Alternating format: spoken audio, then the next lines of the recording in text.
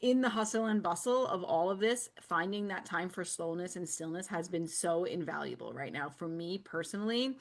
And what does that look like? That looks like making sure that I'm still seeing sunrise and spending some time out there orienting to my environment and taking my sunrise walk without a podcast, without a phone, without anything, just like having that 30-minute walk to myself to like clear the noise, calm the stuff down, kind of recalibrate, re-regulate, and then also I like to like stack it. Same thing at night, like making sure I'm off my phone and devices at an early time and still getting to bed early and wearing the blue blockers and getting in my bed around 8, 8:30 still, even though I have a list of things to do. Like just doing that. That's like what I feel like is really important. Those two bookends is like so important this time of year where we just I know a lot of people can feel that hustle bustle, the pressure, all the things that have to be done around the holidays.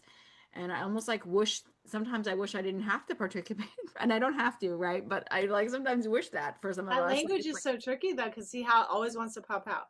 yeah, it does. We've It's been really so good. programmed to be It having is to like do stuff. Yeah, mhm, it's a very delicate time of year, I think, for a lot of people, Vanessa, because there's mhm. so much, the energy is so different from summer, right? I mean, it's condensed, it's more dense, It it's more literally feels like there's concentrated. less time in the day. Yes, there's this there's less time. That's our perception, right? There's less hours of daylight.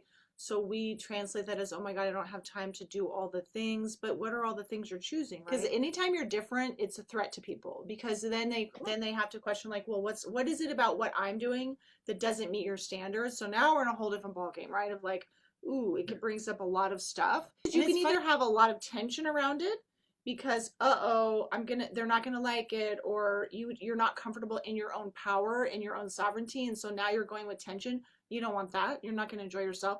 You don't want to go and be like, well, and look at their food and think that that's not There's no okay. judgment. Like, it's okay Yeah. for them. It's Mhm, perfectly fine. That's their reality and it works for them and blah blah blah. So you got peace, which is probably what you do, Vanessa, right? mhm. And or you can say, like, I'll be fine and I'm gonna eat selectively, and it's more about the mental space that I create and the safety in my body, and that this isn't going to hurt me.